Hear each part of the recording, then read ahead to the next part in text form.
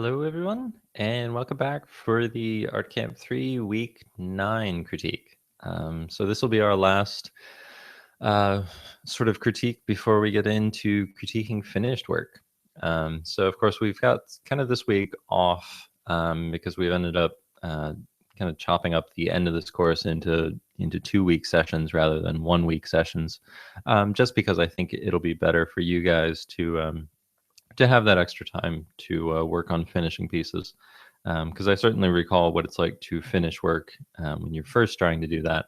And it's a bit of a daunting thing to try to finish a painting in a week. And I do want you to have the experience of being able to put in enough hours.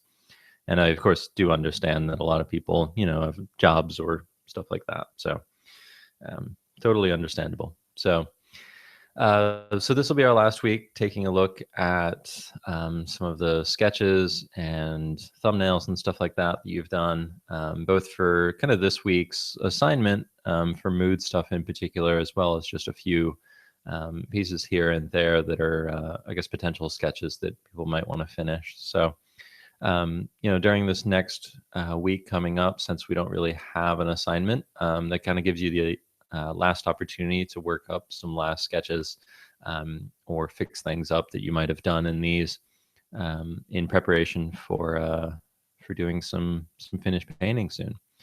So yeah, so we're just gonna dive right in here and start doing some paint overs. And as always, if you have any questions as we go along, more than happy to answer those. But I'm just gonna start in on stuff here. So this is looking great. This looks really, really nice. Lots of really good stuff happening here. Really nice sense of light, really good color, and even the start of really good story too, which is really cool. I love what you're doing here with this sort of writing on the side of the rock wall here, and kind of a creature on the inside. So really cool stuff. Love the narrative you've got going on here. And the colors and lightings are starting to look really nice as well. So just a few things I'm going to point out here and there. I might mix up the color here for your background. It's feeling just a little bit too dull, and I feel like you could, explore color there, whether it's kind of shifting things perhaps a little bit blue, or my instinct is actually to shift things a little bit towards the purple end of the spectrum. Just because I think it'll go well with a lot of the green tones you've sort of established. A lot of your blues and stuff are leaning towards cyan, and your greens are very, very, very green. And I think something of, cool and purpley back here would actually work a bit better to set it back into the distance. And then I think your water has gotten a little too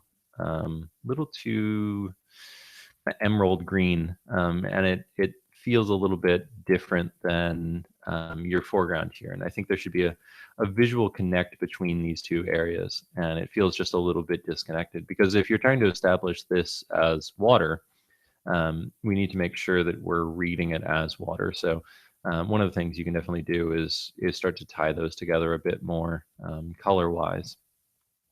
Furthermore, making sure that you're getting the edge of this water right, that it is feeling like it should. It's a little bit crisper and a little bit more indications of reflections going down. They don't have to be a lot. Water doesn't have to be really reflecty and stuff, but you do have to have some indication that it is water. It is a reflective surface, and a lot of that can be really accomplished just from having a nice clean edge to the edge of water. You'd be surprised how much you can get away with if you just do that. Because actually, from first glance, I really assumed it was all grass down there, and it only took me a little while to realize that it actually was supposed to be sort of water down there. So a bit trickier to read, but I think some tiny tweaks to the color and to some of the edges, and I think you'll be fine there. The other thing I was thinking on this is the foreground. I think you have the potential to get some more depth in here, because right now it's really nice, but the whole scene is sort of a mid-ground scene, and there's a little bit of background there, but you don't really have the foreground layer. And I feel like you've got the room and the opportunity to have some sort of foreground here.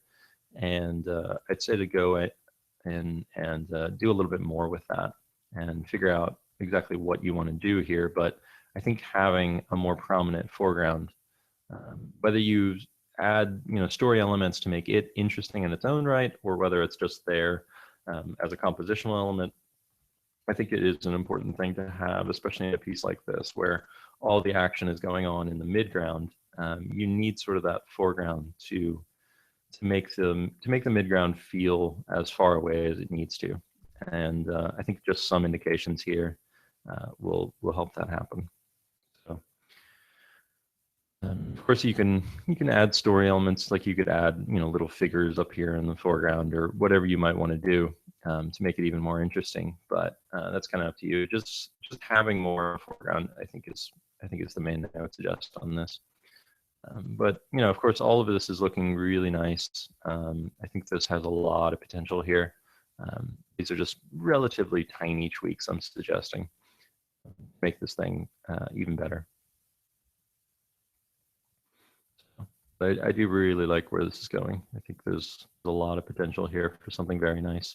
I might consider a little bit more breathing room for the waterfall. It feels a little bit weird because it feels like the top of it would be just at the top of your canvas, which is feeling a bit odd. So I would either actually suggest having it be taller, where it really feels like it's really, really tall and completely out of the frame, and goes up for a long ways up here. Or adding in some sort of indication of the top of it so that we can actually see the whole waterfall. And then I might find some other ways to mix around your colors a little bit. Like you've got a great job done with kind of adding in this reflecting light off of the water and stuff, and that's working great to kind of mix those colors around. But I'd like to see maybe some greenery or something like that. Not necessarily just for the sake of a landscape, but mainly for the sake of kind of spreading around that color palette and making it even more cohesive overall.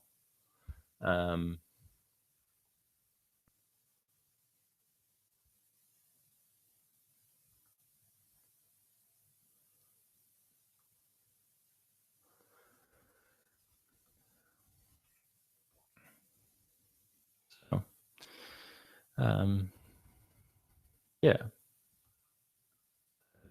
out there. But yeah, I think it's working all right.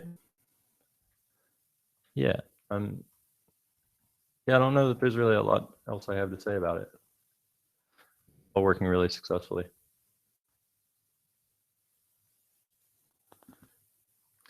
All right, let's go on to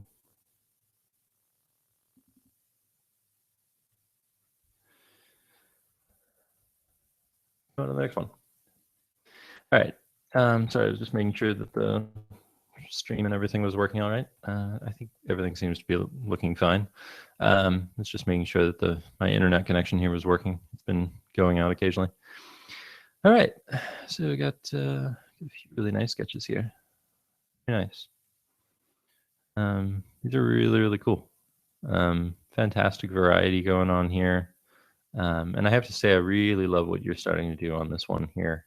This one definitely catches my eye for several reasons. I think compositionally, it's very strong. It has some really nice big shapes going on, and color and lighting wise, it's just fantastic.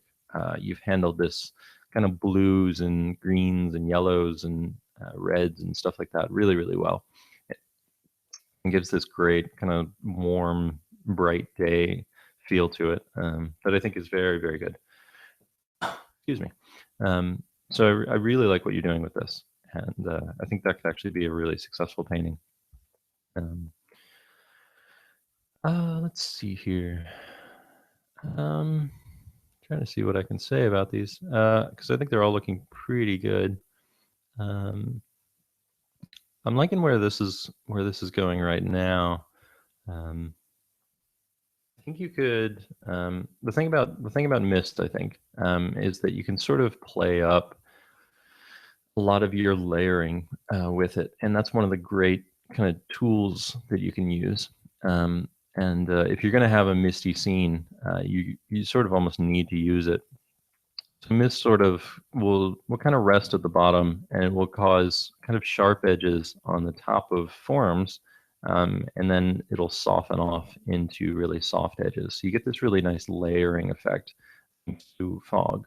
And it's what makes kind of foggy scenes look so cool, and makes things read so well, is that you can add in all this fog to accentuate all the different layers in your scene.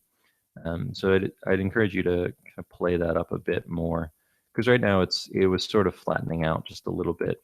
And I think this sort of layering technique is something that you could probably benefit from.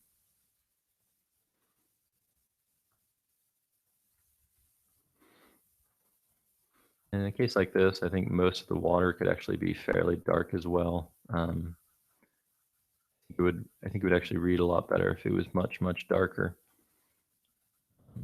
And rather than sort of drawing our eye away from where it should be going, have it nice and muted, and then have a few areas where it's sort of, doing what water does when it's quickly moving and going around rocks and stuff like that, and has foam or whatever, and have a few areas where it is kind of bright. But for the most part, I'd actually keep that pretty dark. I don't think there's any reason to make that kind of bright. And then if you're going to have, a focal point or a figure or a creature or anything like that, it's important to make sure that it's working color and value wise with the rest of the scene. And so right now this is a very warm white, and you need to make sure that there's at least some indication either on it of the kind of coolness of the environment around it, so getting in these cool blue colors, or somehow spreading out the kind of warm yellow light into other areas.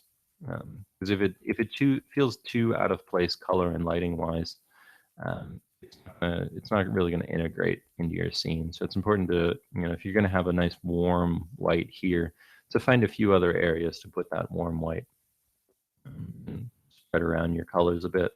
And that's something we've talked about before. Stuff.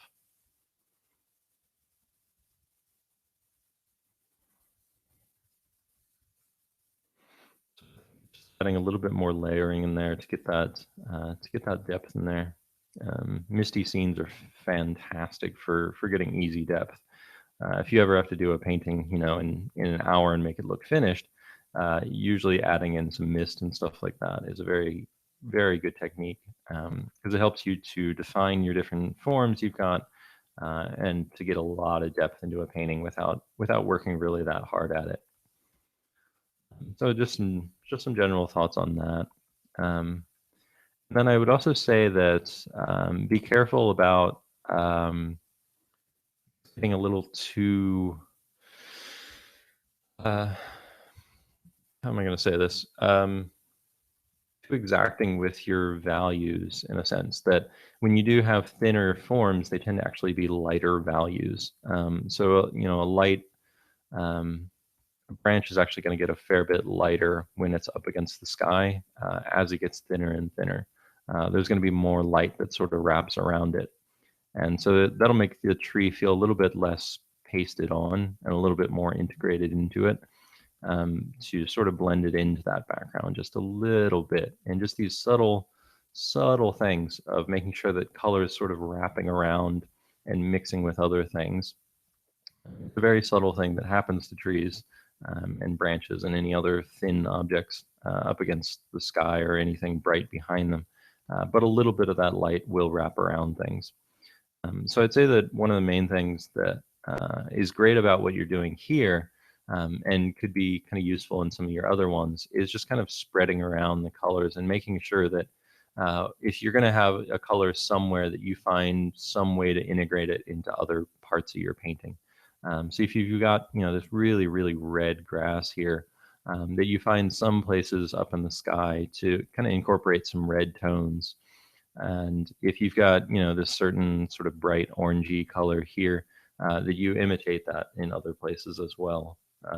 And same goes for this rock here, that if you're going to have this red ground, you find some ways to integrate, some red bounce light into this stuff. So light is bouncing around and picking up colors from everything, and it actually optically causes all this stuff to kind of spread around, where you get cool colors into the grass and warm colors into the rocks and stuff like that. And that's why I always encourage people to go a little bit nuts with their color picker, because it'll encourage people to spread around their colors a little bit more and add in a little bit more influence of other things. I also feel that with lighting like what you've got here, that you've gone a bit too bright with the top of this, because it looks like it's really, really brightly lit right now. Whereas everything else in the scene feels super, super muted. So I don't feel like the value range of what you've set up for the rock here is really matching everything else, because it feels really muted. So it feels like the value range for this should be much, much tighter. So darkening down your light values here to make them feel a little bit more in line with what you're doing in the rest of the scene.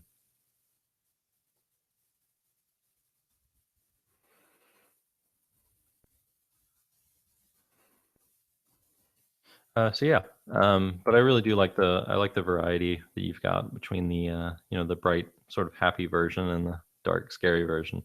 I think that's really good. But I do really, really like what you're doing with the colors here. I think this tree got a little bit too blue, that it feels straight up blue. But I think the values and colors on this other one feel about right. So I think if you just kind of took the values and colors that you've got on this one and applied it on this other one, that you'd be just fine. But I think that's really nicely done. It's a really nice painting. All right, let's get some more here. I got a few different things here. All right, these are looking really good. Really good mix of different possibilities. This one is just terrifying as anything. Nice. I gotta admit, I really, really like what you've got going on this one. I think this sort of front lit, straight on shot is really, really nice. And I like the possibility of having these um, hills and stuff in the background here, getting hit by this nice golden light at the end of the day too. Give that really intense orange color. And I might like to see even more of that kind of up in the sky as well, where you've got kind of that end of day, uh, you know, bright orange sky. And then you've got the possibility to make a little bit darker of a sky in this, where the sky is, that deeper blue color that you get at the end of the day. That'll help make these orange tones sort of stand out even more.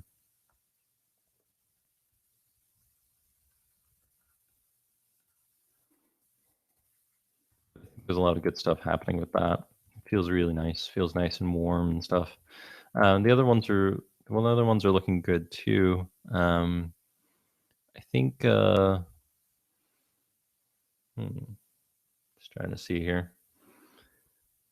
I do really like this one as well. I think it just needs a little bit more consideration of some of the values here, and I think part of what it needs is actually bringing in probably some light mist here, because it looks like everything's really, really misty, but it feels like really, really dark at the bottom. But I have a feeling that if you just kind of make this bright, misty white stuff happening here at the base here, that it'll actually feel a lot more integrated, and it'll feel like the kind of value scheme that you want to set up.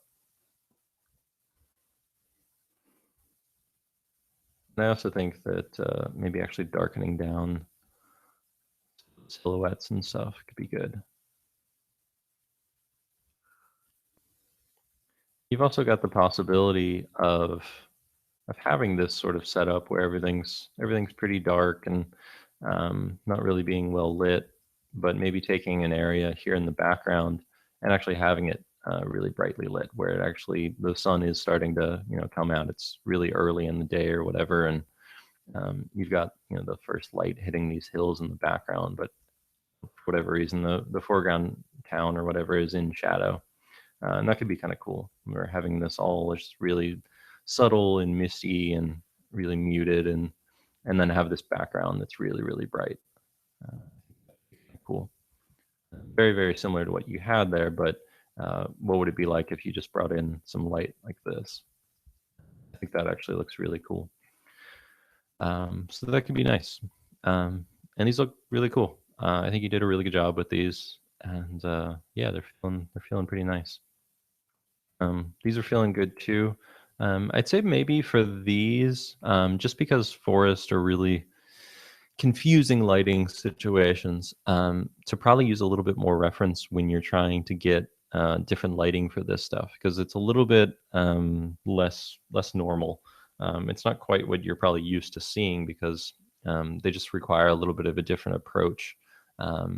Just because it's a covered sort of canopy and you've got light streaming through it, and yeah, a lot of the depth of a forest and stuff is going to come from how you handle that atmosphere, and it's an effect you have to play up more than you would see in a photograph or in just walking around.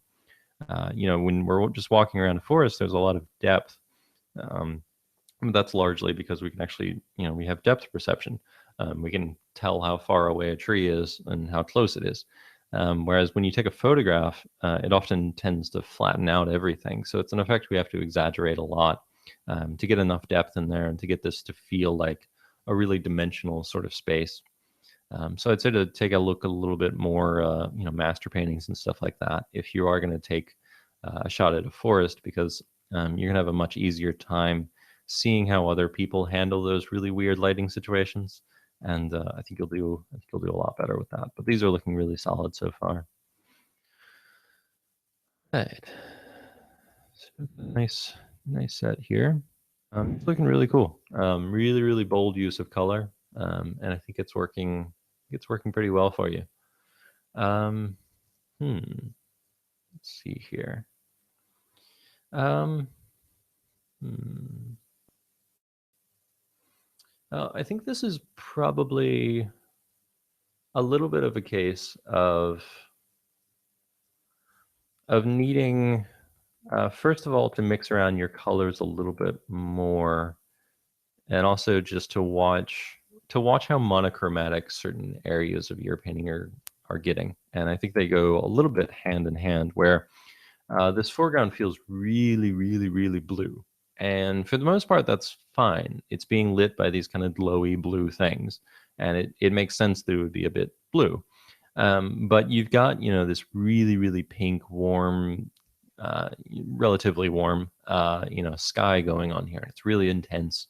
And I feel like there should be a little bit more um, indication of that in your foreground. So maybe making your shadows have a bit more of that color information in there. And that could come in a lot of ways. That could simply come from adding in some more grays into your foreground. That's often the way that I will go about adding sort of variation to color in a foreground. If it's looking a little too monochromatic, that I'll really bring in something like this, where even though it looks like I'm adding really warm colors, it's really just a purple color. It just happens that I'm adding in some more grays here. But by doing this, it'll make the blue areas feel more lit by that blue. um, by having everything blue, by having the shadows blue and the lights blue, it sort of overdoes it with the colors. You need some sort of shift in the temperature between those shadows and the lights to really make it feel like it's being lit like that. And so this starts to tie it together with the background just a bit more. Um, so yeah.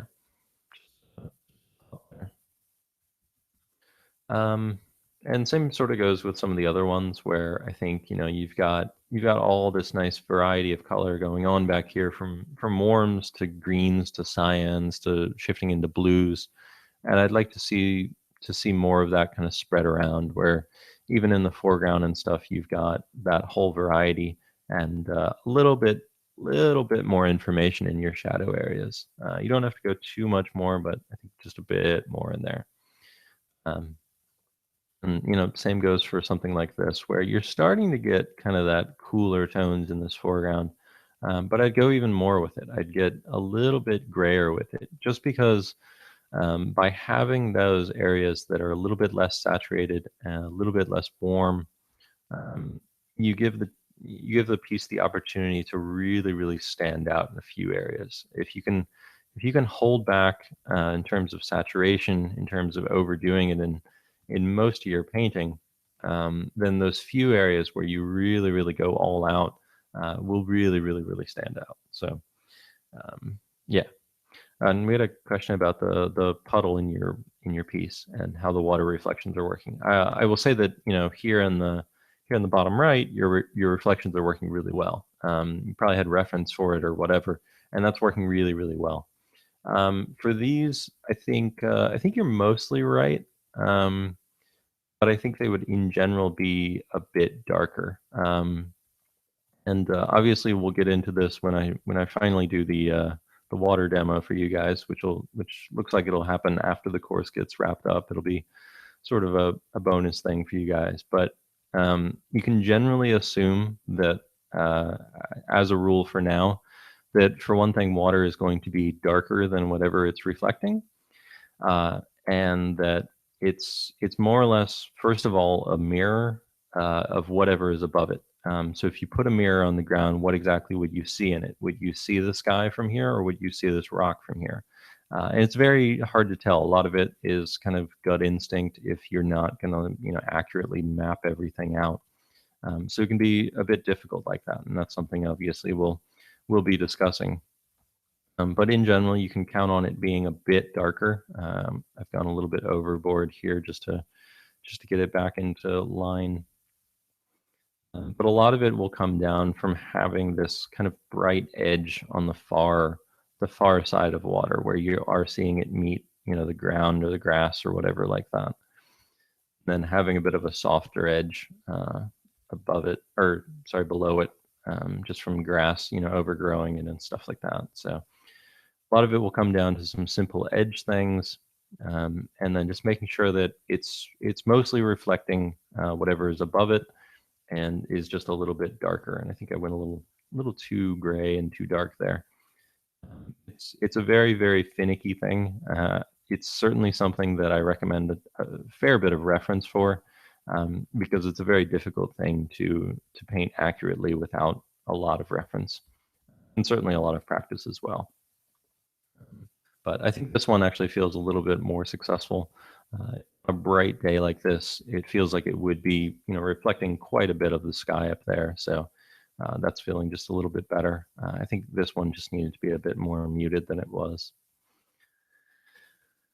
And yeah, I didn't really have much more to say to this. I think these are all looking really good. I think just spreading around your colors a little bit more, and then watching to make sure that you're not getting a little too digital-ish with your colors. This, just having painted a million times in Photoshop, I can see where there's overlay layers being used and stuff, and very, very careful about using those. Definitely whenever you use those, you can definitely use them.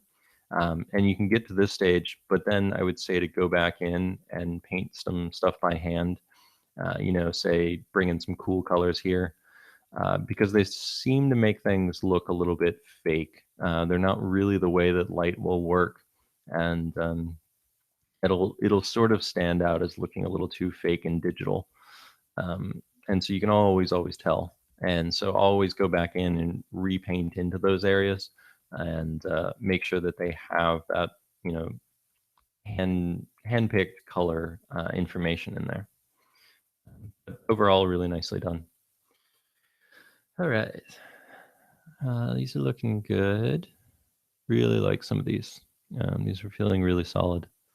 Got some cool stuff going on here. I really like what you're doing. Really like what you're doing with this. This is super, super crazy. You went really crazy with the colors here, but I think they actually work really well. You've handled this nice, cool blue light with the intensity of this red light really nicely. So I like that a lot. In general, watch your greens. Make sure your greens aren't getting too green. Green is a very dangerous color, as I've talked about many times before. And when in doubt, go a lot less saturated than you'd think you'd want to go for grass. It goes way overboard really, really fast. For something like this, I think you need to differentiate some of the materials a little bit. It feels like your shadow areas have gotten very, very green, and it feels like they're sort of merging with the leaves just a bit too much. I would maybe have those be a little bit warmer, some sort of different color tone.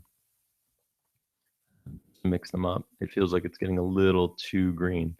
If you find yourself looking at a painting and finding it too monochromatic, um, it's usually a good idea to find some ways to mix in some other colors into that, just to add that visual variety. Because even if you're having a relatively monochromatic painting, that doesn't mean you can't add gray tones in there. It doesn't mean you actually can't add other colors in there, even if something is predominantly one color.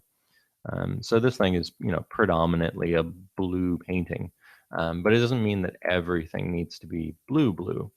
It also means that you can have some nice gray tones in here, and if you start to introduce some grays in here, you realize that you've actually got a relatively good range of warms and cools within still a monochromatic painting. I love doing fairly monochromatic pieces. And the way to have nice warms and cools still, to differentiate light and shadow and everything like that, is to start to introduce some more color temperatures by the saturation and adding in more gray tones, making sure that those are doing what you want them to do.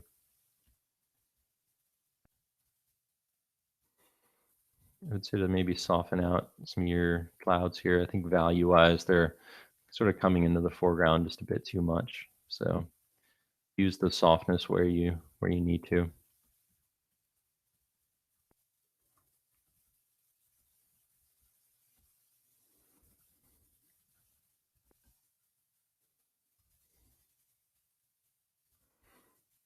Help this foreground sort of come forward a bit more by softening these things out. So it's already feeling a bit better. So yeah, thinking about adding some different colors in there.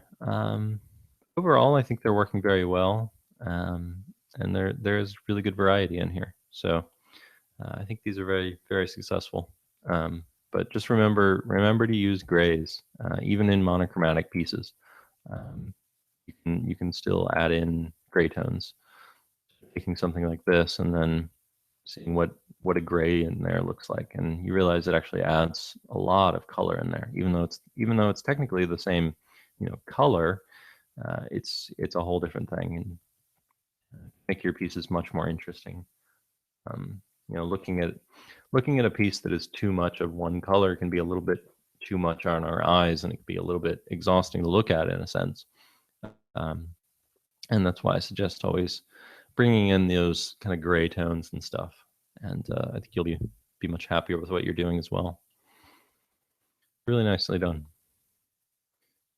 So a few ones here. He's looking good. All right. So take a look. All right. He's looking really nice. It's really good stuff happening here.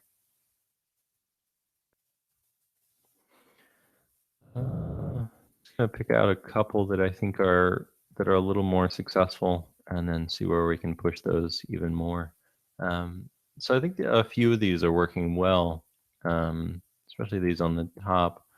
I think this is probably the one that is currently the most successful in convincing lighting and stuff, but I do really like a lot of what's happening here. There's just a few things that are working well here that sort of didn't translate over to this one in the middle. And one of those things is just the clarity of what's happening there on the right. And a lot of that comes down to the fact that the background is really nicely silhouetting what you've got going on in that sort of hill mountain shape. And so I'd say to maybe push this one so that it is reading as that nice silhouette. So bringing in some lighting here to push that silhouette even more. Using the same colors you've got, because I actually really like what you're doing with the colors here, and then doing some of that. One thing to think about with kind of light rays and stuff like that is they'll often be in perspective to some degree, and that is for something like this, they'd probably be in kind of 3-point perspective where it looks like they're coming sort of from a single point. Just because you're probably looking up at it just a little bit here, and you're going to get a little bit more perspective going on in some of your light beams.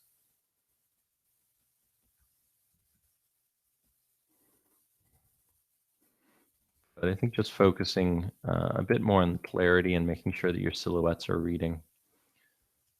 That's most of what I suggest for people when they need some work on their landscapes or whatever, is just making sure that everything is reading clearly. That's one of the most important things you can focus on. Just finding a few areas to kind of pick out the edge and making sure that edge is really, really clear. And I think just from doing that, it makes this whole thing feel a lot better.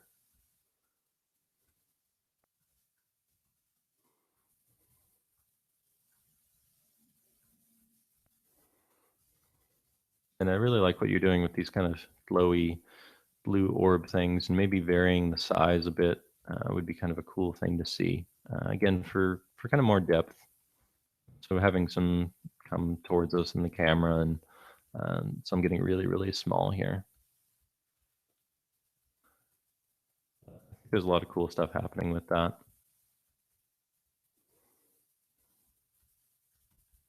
The other one I wanted to talk about is this one here, and I really, really like what you're doing with the colors here. The color scheme is working really well. This is fantastic. It's got really nice cool tones mixed with these warm tones, and really nice value range and everything like that. So I think most of this is working super well. There's a few tiny little tweaks as far as making sure that your perspective is working here on the ground, and then fixing up some of the clarity issues with exactly defining these silhouettes. And there's actually a fairly important thing for just getting this sketch to where you want it, of really making sure that everything's reading well. And I think for the most part, you're kind of there. I think you could probably push just a little bit more of that kind of misty atmosphere stuff that we talked about in the other piece. In the other critique earlier. Just because, again, forests are very particular things, and to get the right amount of depth in there, you really have to push this atmospheric perspective way more than in other scenes.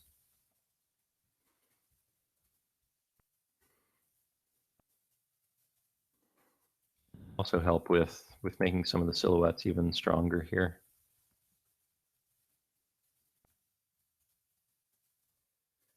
I think there's a lot of nice stuff happening with this. And I do really love the color scheme going on there. I think that's very, very good. But yeah, overall these are looking really nice. Yeah. I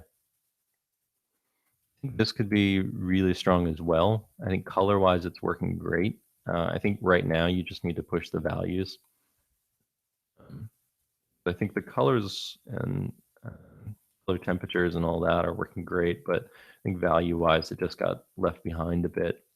And I think if you just start to bring in those values, and I know you can do them because obviously with the other piece the values are working really well.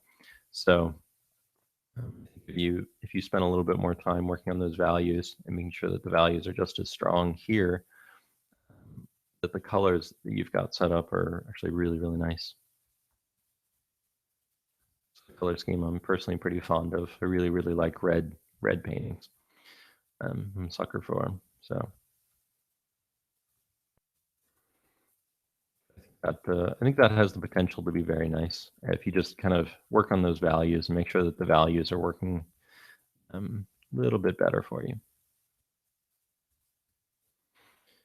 But really nicely done, and great work with all these different ones here. And I think this could actually work very, very well as well. I think maybe embracing a little bit more darkness and allowing these shapes to be a bit darker and more muted, because I like what you've got going on with some of the light here. It just feels like all the forms are a bit too convenient that they're being lit by this light like they are. And so actually letting some more of these fall into shadow and become more of silhouettes would be a good thing. And even letting, even letting all of this kind of fade off and be dark. And then having a few spots where it is being lit by this really, really intense light.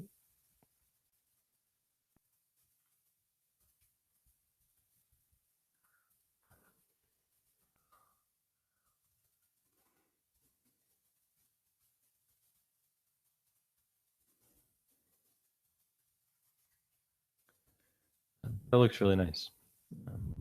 I like on those. Really nicely done. Really good job. You got some really successful ones. And this one here and these bottom ones are both looking really good. A little bit of push with values would be good to see. They feel like they're missing a bit of range of values. And sometimes that can just come from making your darkest darks, for instance, a little bit more saturated actually. It can appear darker without getting into those black tones while still having a lot of color in them. So you can actually get pretty dark if you just make a color a bit more saturated. And that can be a good way for getting those darkest darks in your piece. That just making your colors a bit more saturated and darkening them down just ever so slightly can make for some really punchy darks.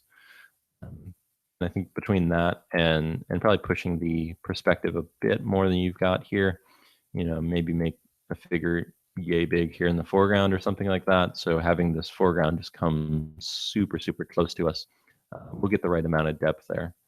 So it feels like we're fairly far away from everything in this. But I really like what you got going on in both of those on the bottom. All right, just need a little bit of water.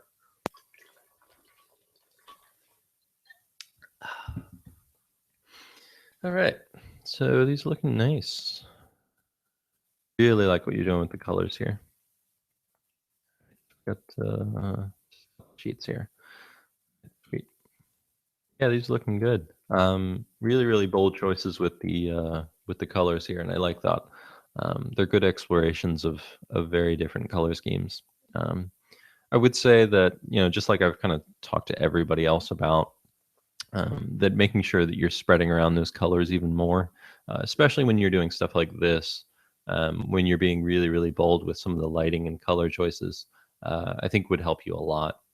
So for instance, something like this, that you've got all these different crazy shapes and colors and stuff like that, making sure that you're taking some of the blue and bringing some of the blue into this foreground and stuff like that, and taking some of this purple tones and bringing that into the trees ever so slightly, and taking some of this warm tree color and bringing it into the clouds and bringing it into the ground and stuff like that, and just being a little bit more liberal with mixing all your colors around in your scene to make them feel a little bit more unified, because for the most part this is working, but it needs that sort of extra stage of unifying everything to feel like it's part of the same scene.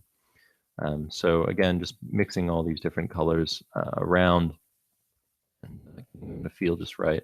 I think value-wise that it's sort of competing with the sky right now, that you're getting super, super bright. And I like a few areas potentially being very, very bright, where maybe they are being lit and maybe they are even brighter than the sky behind them. But I think for the most part, making sure that these are a little bit more mid-tone and allow that sky to be as bright as it needs to be. Because even if you've got a white tree, it's not always going to be brighter than the sky. So allowing maybe a few areas where it does get super, super bright and stuff, and you can again, take some of the colors from the sky and bring them into the trees and mix those colors around a bit more. That's kind of how light works, that light will just bounce around everywhere and mix the colors with everything. But a lot of really good stuff there. And I really like what's happening with, especially these top two here. You're really getting fantastic variety of colors. That this one has all those great different fall colors that you get. The purple mountains and bleached out skies and kind of yellowish greens and stuff like that. And I think color wise that's working very well.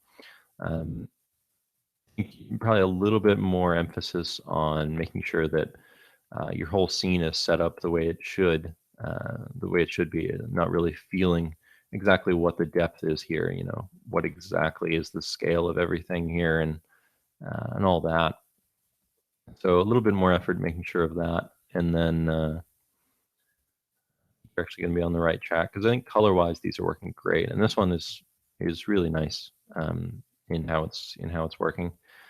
I think maybe value-wise, a little, maybe having a couple accents of kind of dark darks here in the foreground will make this read a bit better because right now it's feeling just a touch too flat, where it's not quite feeling as lit as it should. And that could come also from maybe pushing the brightness of these kind of light sides of these rocks just a little bit. You don't want to go too far because I think for the most part you're all right there.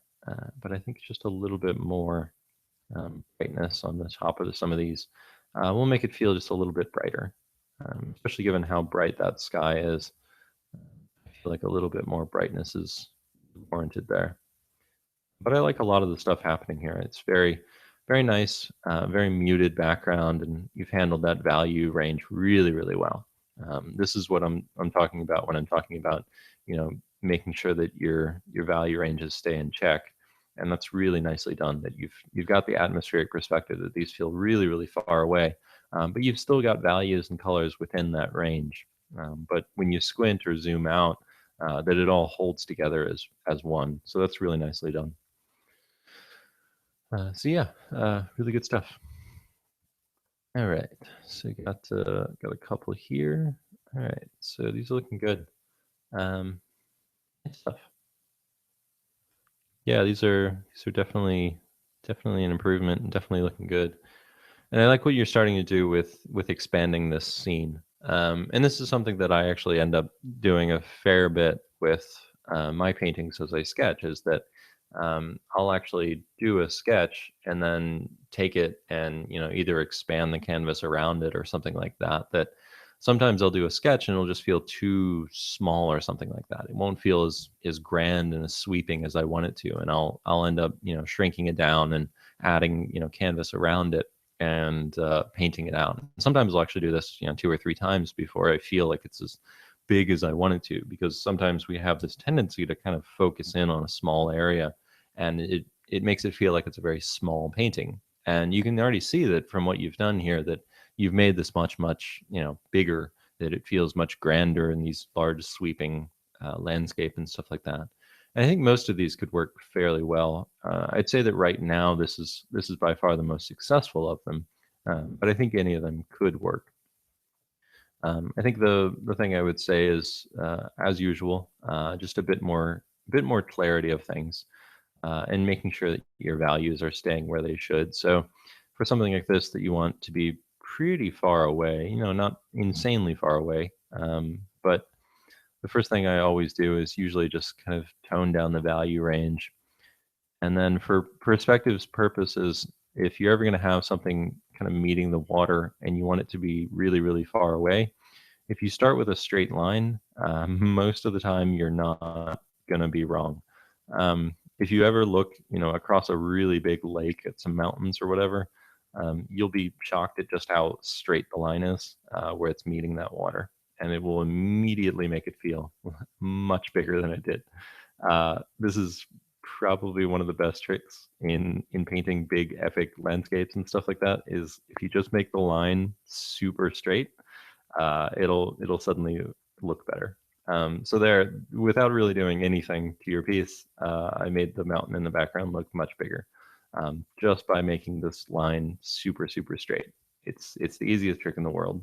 Um, that'll help a fair bit. And then I'd say that maybe bringing in a little bit more form and light to some of your clouds here, because I like what you're going for with kind of some of this warmth here in the clouds, and I think you can maybe go a little bit more with that, and really get some forms here. Get this big, fluffy, round, epic cloud here. You've got all this compositional space here to make this happen. I'd say to just kind of go for that.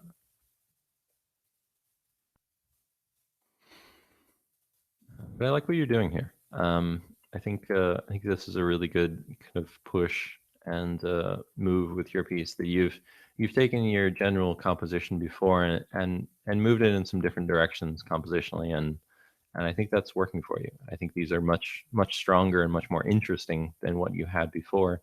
And part of that is integrating some creatures in it, and that's fine. That's a great thing to do. It's an important thing to do. You'll see it in the demos that I'm going to be doing as I'm finishing up this. The one thing I'll say is that as you're doing this, make sure that again that the colors you find there and the values you find there are working with the rest of it. So even the shadow side where it is, it's white, sure, but it's still a shadow, and making sure that it's feeling in the same value range. So it'll probably be a little bit cooler. If there's grass reflecting up into it, it'll even take on a little bit of a greenish tone, um, and mixing in those colors. So if there's browns in there, perhaps integrating some of those browns into some ground. And then if you've got, all this green here, finding some places where perhaps it's getting a little bit greener there, or bringing in some of the sky color of these blues into the shadow areas, mixing around those colors to make sure that it feels integrated. Because one of the greatest problems people have with putting in stuff like this is that it feels really, really pasted on there, and really, really out of place. And that just comes from having values or colors that don't quite mesh with the rest of what you've set up. And nicely integrated painting is really, really important, especially when you're doing this sort of stuff here. But I think there's a lot of good stuff happening in all of these. I think they could all work very well. So yeah, I like where you're going with these. I think they're working well. All right, so we got a couple here. All right, these are looking good. These are looking really, really nice. I think, hmm, there's a couple of things. First of all, I think that color-wise, I think you've got this sense of really, really bright warmth here, and I think for something like what you're going for, you want to push this just a little bit warmer, of a kind of bloom here, that it's feeling a little bit too cold. And one of the greatest tricks, of course, is Photoshop. And this is a case where very subtly you can start to use some color dodge layers or overlay layers to ever so slightly airbrush in some warmth here. And I'm just going to do this very gently, very slowly, and then I'll turn the layer on and off so you can actually see what I'm doing. But this is a very, very gentle process, but can actually make a really big difference for some of the lighting that you've got here. And so just by turning that on and off, you can start to see some of that warmth that you're getting into those gradations. Because it's very easy as you're painting in this atmosphere and stuff to get very cold. And so starting to add in these layers where you bring back in that warmth, and this is a process that I'll usually do a bunch of times where I'll do something like this, turn the opacity really low, and then do it all over again, and then do it all over again, and then do it all over again, a number of times before I get that bloom just right and that warm sense of light, just how I want it. The other thing I'd say on something like this is that I think you're getting a little too dark with your darks. They're large areas of dark, and they don't quite make sense logically. I feel like they should be. You can have certainly some large dark areas, and you can have some very, very dark areas where it's not being hit by any light, and it's going to fade off into some very dark crevices. But you've got a very, very illuminated scene here. You've got a lot of light here, and you're not far enough away from that light. This isn't a dark enough place that it's going to go fully into these dark tones you've got going on here. And so these are feeling a bit too dense. And so that's actually, I think, hurting some of the sense of light that you've started to get going on here. So maybe bringing this value range back into check a little bit, and bringing in some of these lighter tones into these shadows, and reserving those darkest tones for just really, really small highlights. Just how you don't want too many, bright specular highlights on a piece. You also don't want too much of the really, really dark tone. Your darkest value, you want to use sparingly. You really want to use it just like you would a highlight, where you don't want to go overboard everywhere. You want to be really, really selective with it, so that when you are painting these and you do want an area that does get really, really dark, that it's going to have an impact visually on the rest of the piece. So I'd say to think about that stuff, but I think overall it's working very well. I would like to maybe see some areas that are being hit strongly by light. With something like this, where you've got kind of a canyon that you've set up, and maybe everything's going to be more or less just kind of lit by the sky in this very soft light, it'd still be kind of nice to maybe see a few areas like, over here, whatever, that is being hit directly by the sun. And that way you can kind of see the general direction of the light and all that. So I might think about some areas that are a little bit more directly lit than others. I think that might be a good idea. And then got some good stuff happening here. I think the first thing that's kind of drawing my eye is that right now this and this are really, really competing for attention. They're almost symmetrical across from one another. They're about the same size, and right now they feel like about the same importance. Um, and they feel that same way because, color-wise and light-wise, they're about the same importance. They're about the same attention paid to them and all that. And right now they're kind of competing for that attention. So I would say to maybe fade one of them out a little bit more. This is something you just kind of have to artificially do, where you artificially reduce the value range and reduce the amount of interest in one area, so that this other area stands out and this other area becomes more interesting. And whether you want to make that an actual focal point or whatever, uh, it's up to you. Say that there's kind of a little bit of a weird tangent happening with the waterfall, where it feels like it's going down in this background, and then there's sort of these rocks in front of it, but they're not really in front of it, and I'm not really sure where they're sitting in space, and so it gets a little confusing, and it just gets a little bit too misty down here in the bottom. I might like to see a bit more definition of what's happening down here. Some vague indication, even very, very vague, of some silhouettes of some rocks or something like that, or water, or whatever is happening down there. Just a little bit more information to go on. And you've got the perfect opportunity back here in the background to have some more light hitting stuff back here. This is something you'll see in kind of movies all the time, where you've got all this stuff in the foreground happening, and then maybe somewhere in the background you've got this great little spotlight of light illuminating something back there. You've got just the perfect opportunity to do something like that there. But I like a lot of the stuff you've got going on here. And maybe getting a bit softer with some of the edges for this waterfall the further down it gets. More water, of course, falls, the more and more it turns into almost mist and very, very undefined. So it just continually gets less and less defined, and the edges towards the top, of course, will get sharper and sharper. So as it blows around and kind of turns into mist at the bottom. Mainly a case of just more and more reference. Yeah, I think this is working fairly well. I'm not really sold on this kind of dark rock that seems to be just perfectly outlining this lit one here in the foreground. So maybe either taking that out entirely. You don't really need it. This thing can be silhouetted enough without it, or making it feel a little bit less coincidental. So either adding some more to it to make it feel like it's really an important element, or in my opinion, just taking it out altogether. I don't think that it's actually really that necessary.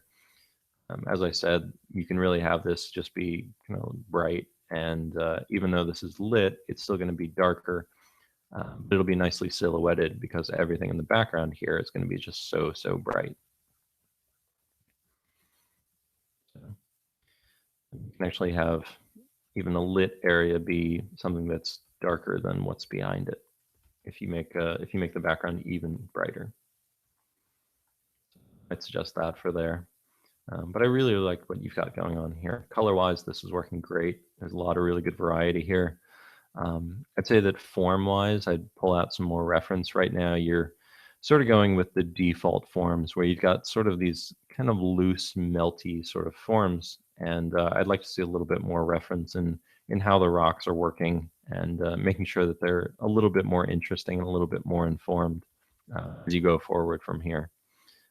Making sure that they've got some basis in reality. So, thinking about the way that a cliff edge will actually work. Will it be so perfect, or will it have some areas that are sticking out a little bit more? Will it have some ledges lower down and stuff? How do they actually work? And so, getting a little bit more reference for how this stuff is working, and making sure that you're using that to the best of your abilities. I like what you've got going on here. This is really nice stuff, and I'm excited to see how you push some stuff to finish.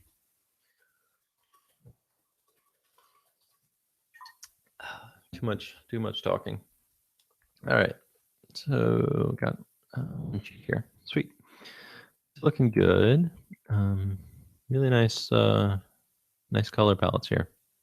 I think these are working well. I think the main thing I'm going to say on these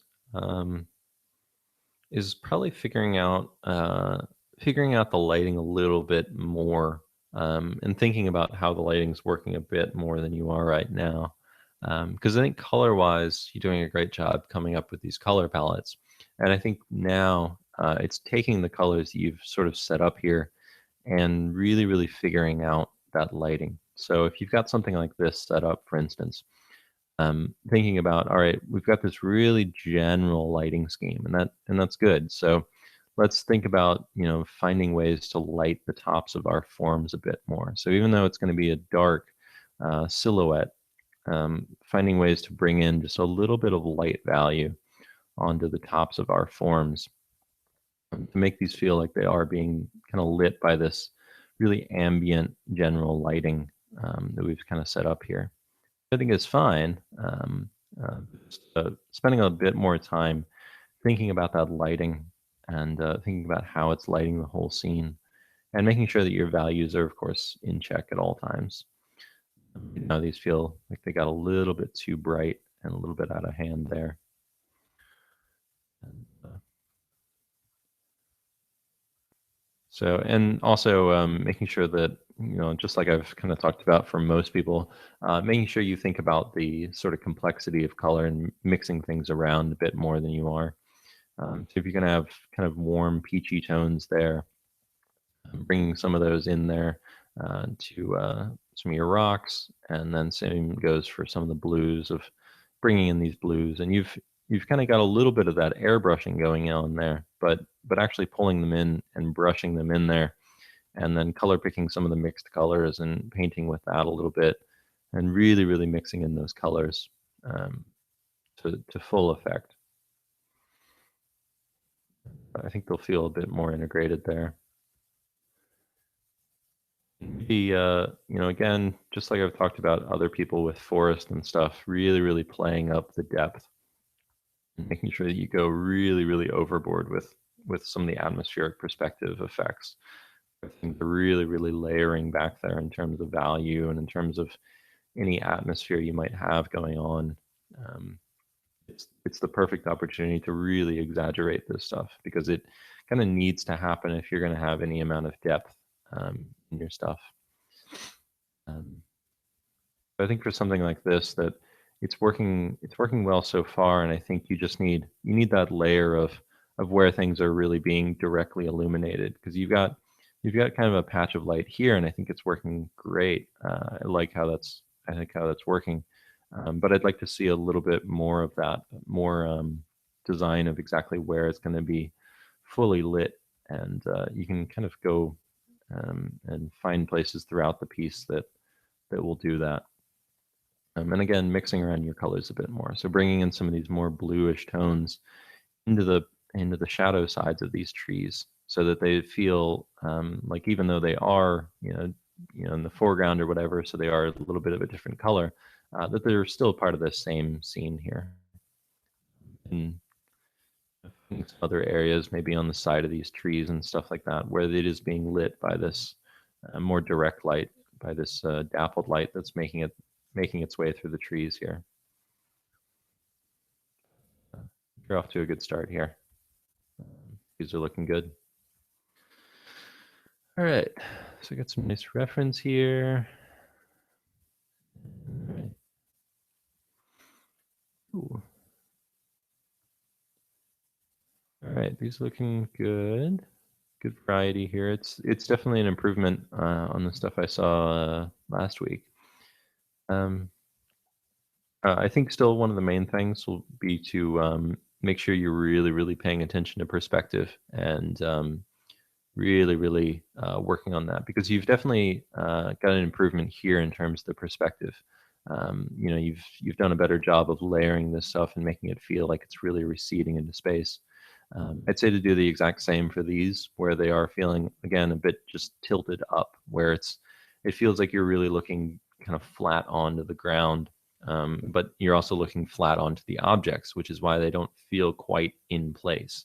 The ground doesn't quite mesh with what you've got going on in terms of the ground, because the objects alone, if you just looked at the objects and didn't have the ground plane here, it'd be more or less what would happen. You're looking out at these, and they're receding back into space and stuff. But you have to make sure that this ground plane is doing the same thing. So if you set up a horizon line like this, that you're looking at this ground plane the way you should, that it's really, really receding back there. And so you're actually really, really looking at this on an angle, and you're looking at something that's really, really receding back. And so it's going to be a lot more kind of horizontals, rather than looking kind of straight at these things, where like you're looking straight at the ground, but really, really getting this in there. And so that's why I'm going to just suggest really, really strongly to always, always paint with a perspective grid. It really goes for everyone, that everyone will paint much better if they just have a grid on their painting at all times. And sometimes they even suggest for people, and you'll see it even in some like concept art and stuff, where an artist will actually have a grid and won't ever actually get rid of it. They'll actually leave the grid in there, and they'll just kind of paint over stuff, but there'll be some remnants of those lines still in there. And it's actually kind of nice, because it sort of provides a sense of depth without having to do much to it. It actually just kind of gives you that depth, working too hard at it. So that's something I would suggest for you, and it helps you kind of visualize that depth as you're working along, and will make your stuff feel much more thoughtful, just because you're going to have a better sense of that depth. You're starting to get it there, certainly much more so than last week. And so I just say to keep working on that stuff. Color and lighting wise, you're doing a good job with the variety of these different kind of color schemes going on. And I'd say to just kind of keep working on that, and keep looking really, really closely at the reference, and really, really closely looking at these forms, because you've got some really good reference here. And so rather than kind of taking it and thinking you're working from it, really, really paying attention and really copying these kind of forms and stuff you've got going on here, rather than interpreting what you sort of think it's going to look like, and kind of using shorthand like you're doing there, to mimic those forms, because you've got so much complexity and stuff here. And a lot of that can come from doing lots and lots and lots more studies of very, very closely looking at each individual form that you've got going on in your reference, and copying those as well as you can. You're doing a great job of pulling some really useful reference here. Yeah, good stuff. So keep up the good work here. On to these. All right, sweet. A few really nice ones here. Really like these. This one over here on the left is particularly good. It feels really, really nice. I'm feeling like maybe it's I feel like it's just a little bit away from being just absolutely fantastic. It certainly is reminding me right this second of a little bit of Rob Rupel's work. And obviously, if you don't know his work, definitely check him out. Um, he's art director. I think he's still art director at Naughty Dog, and just does beautiful, beautiful landscape work, and does particularly some really fantastic stylized landscape work. And at the current sketch phase, it sort of has this stylized feel to it. So he might be a good one to look at. And I think right now, it probably just needs a little bit more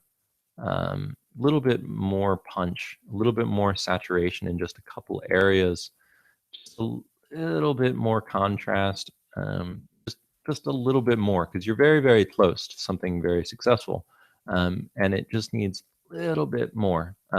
So you're if you had a little knob, you'd be at a 7 right now, and maybe push it up to an 8 or a 9 and see what happens.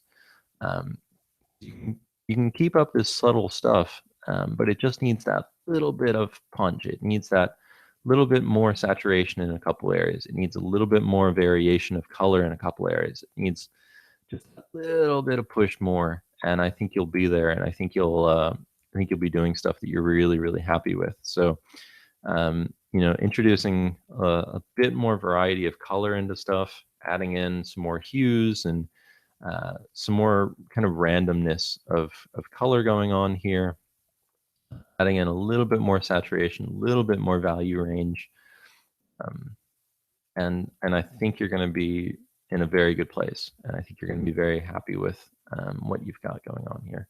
I really like this tree, but I actually don't know that it's super necessary, so I'm actually going to see what it looks like without it, and I have a feeling it's actually going to look a fair bit better. It was sort of distracting from what you've got going on, and I don't know that it's actually necessary compositionally. It feels like you currently have sort of a tendency to put things into your foreground corners that I don't necessarily know that you need to do. Um, so I almost wonder if it doesn't work better without that foreground element there on the side there, and rather opening it up a bit more. But the same goes for the other ones as well, that it just needs that tiny push more, just that little bit more saturation, little bit more contrast, that extra push of value range, and I think you're gonna be there, and you're gonna be super, super happy with what you're doing. But I really like what you're doing. I think it's coming along really well. I can't wait to see how you do when you're finishing some stuff. And the only other thing I would say is that keep thinking about some soft edges as well, because I love what you're doing with all the hard edge painting. It's fantastic practice. But now I think you might be at the point where you can start to find the areas where you want to go soft, where you can take some of these edges and go really soft with them. Like, all right, I'm going to have all this really nice, tight, crisp painting, and then I'm going to really lose a few of these edges where everything's going to go super, super soft. And I'm going to start to find out where I'm going to make those edges really soft and where they're going to be really crisp, and start to find those areas. But yeah, I really like what you're doing here, and I'm super excited to see you push some stuff to finish. All right, it's looking good. Nice. 3 sheets here. All right, they're all looking really nice. I'd say that the more successful ones are the ones that you're getting a bit more complex with your colors, because some of them you're feeling sort of like a kind of one hit color scheme where it's like, okay, this is this color and that's it. Whereas something like this, you're getting a bit more subtle. You've got greens in here, you've got blues in here, you've got grays and purples, and they're all working together really nicely. And I'd say that really make sure you're exploring those similar colors and that variety in all of your stuff. So even though you've got sort of this nice color scheme set up here, making sure that, all right, I'm going to add in some warmer kind of colors in a few areas, and I'm going to add in some bluer areas in a few areas, and I'm going to add some maybe even greenish blue areas and purple areas and stuff like that. And finding these areas where you can just shift those hues and shift those saturations just a little bit, to make the color feel a little bit more complex. So it's not quite so one hit. Like this just feels like it's one hit. It's all right. I used red and I used orange. There's not much else to it. Sure, there's a little bit in the shadows, but not enough to make a significant visual difference to anything. So thinking about adding in that complexity and adding in that variety, as a significant part of things, as a significant part of the color scheme, and coming up with that palette. One thing, if you're going to do these super bright things on this kind of mountainside, I would definitely tone them down quite a bit, because right now, as it stands, they don't even read as integrated into it. They just feel kind of pasted on, and you have to either vary the edge or vary the values or something to make them feel like they're part of this piece. And then also, I would say that if you want this thing to feel so bright here, making sure that your lit areas aren't quite as bright, and so actually toning down your values. And this is something I find I do a fair bit, even for my own stuff. When I actually want something to be brighter, is actually having to tone down a lot of the other areas in a painting. I also think you've gone quite a bit too dark, especially with the sky here. Like, you're going to do the sky, and yes, if you're going to do kind of a eclipse sort of shot here, you can have it be, somewhat dark. It doesn't have to be a bright sunny sky, of course, but I would actually make it, the whole sky just a bit brighter, and maybe instead separate it from the ground with a bit more value, or sorry, with a bit more color temperature rather than necessarily value. So adding in some cool tones to the sky could be kind of nice. Because right now this is also feeling just a little bit too dense. It's feeling very, blacks, and then, intense saturated reds, and then intense saturated blues. And it feels like it needs some of the more subtle things that are happening in some of the other pieces to be as successful as them. So rather than just kind of going so over the top with that, bringing in some more of that variation where, all right, I'm going to make some of these red, I'm going to make some of these orange, and I'm going to add in some variety in there as well. Maybe I'll add in some very subtle green tones in here. Maybe I'll add some purple tones, add in some variations here and there to make it more interesting, and avoiding too much dense dark black.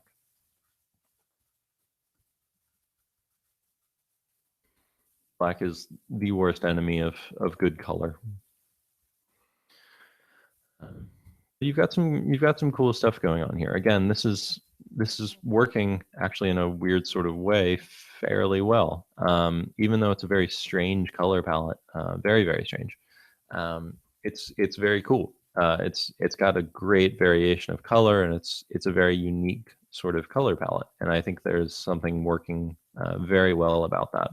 And I like that direction. And of course, it doesn't get too dark. And of course, as you push it to finish, you'll have a few areas that maybe you are getting some dark values in there.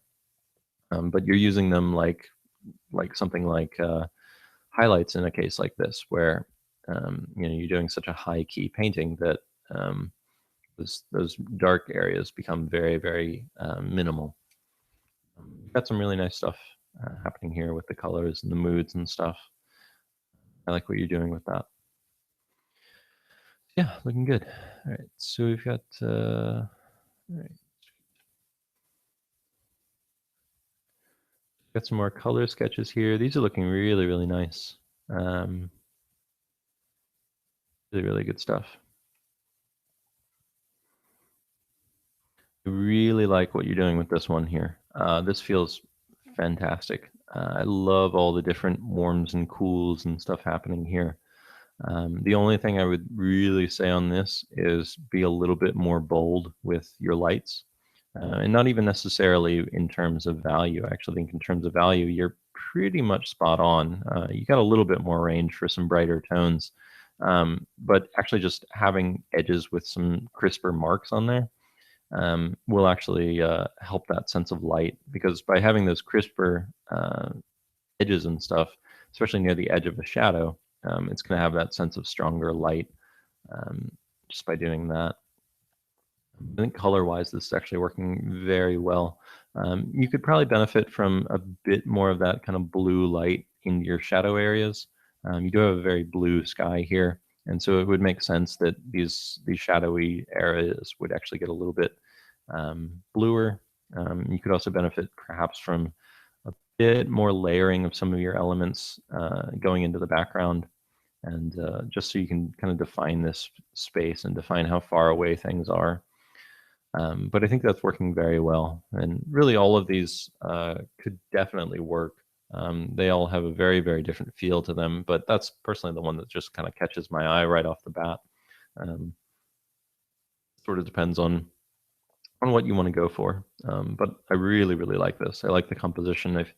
I like the concept. I like everything that's happening there.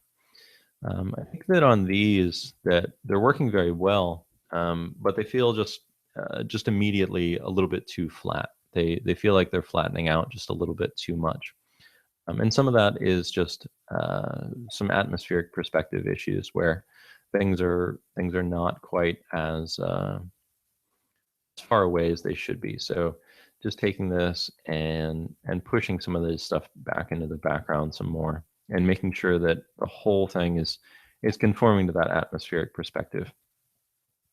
So really keeping your values nice and tight as you get further and further into the background. It takes a lot of control, but really maintaining that and maintaining some softer edges as you get to that background as well will make this feel a bit more depth. So even just very quickly there, just airbrushing it back a little bit, you can already see how much more depth there is. And I can go ahead and just do it on this one as well, just to show you it doesn't take a whole lot to start to get in that sense of depth.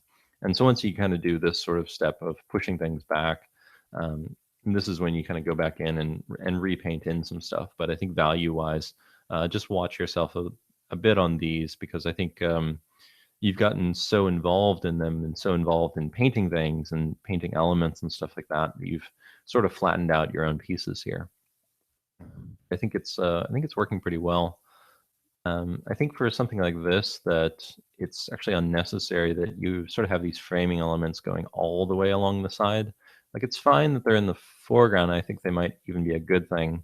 But I wonder if you could actually sort of take out these kind of going all the way up to the side, that it's actually distracting from your focal point. And by making that focal point in the middle, the sort of the tallest element as well, I think it would actually compositionally work a bit better than you've got.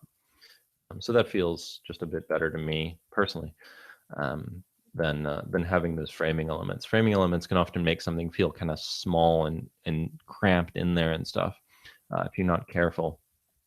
So in general, I often seem to paint them out of people's work, and it seems to open up the piece and make it feel a lot more big and epic and grand and stuff. So just a few thoughts there, but mainly just watching your values and making sure that they're working well. But I do like the stuff you're doing with the color right now, and I think that's working very well.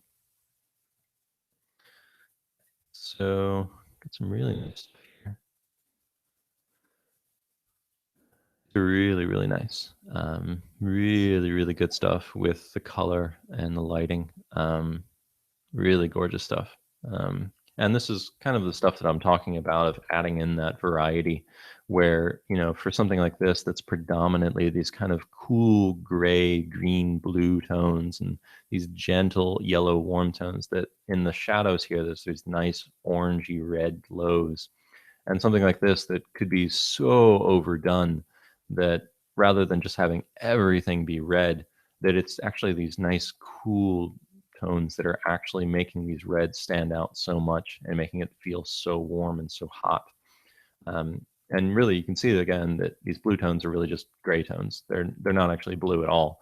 Blue would be way too much. Blue would feel way out of place. That it's more gray tones that seem to make that effect. So these are feeling really, really solid. as far as color and lighting goes. Extremely strong. I think at this point, the main thing I would suggest for you is you're sort of at a point that I'd really, really strongly suggest you think a lot about how you're designing your lights and how you're designing your lights and your shadows and where exactly the lights are hitting. Because obviously you have a really good handle on color and really good handle on lighting. And now is sort of the time when you can really think about how you're using those tools. And so if you're going to have an area that's lit here, this bright lit area of yellow, how are you going to use that as a compositional tool? And how are you going to make that an interesting compositional element just in terms of value?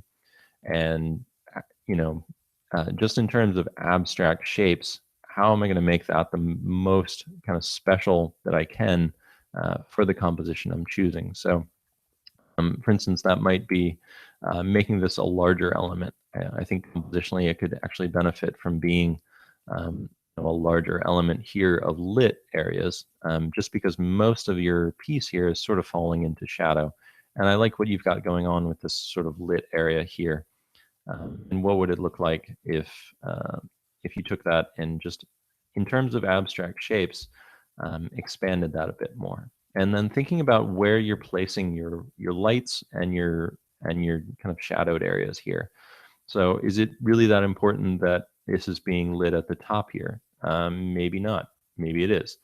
Maybe you want this where it's really being lit here to really, really be clearly defined, and maybe you want it to not actually interact at all with this nice bright foreground. And so really, really getting into kind of the nitpicky side of exactly where you want things to be lit and where you don't want them to be lit. And, is it that important that this area is lit right here? It might be, it might not be.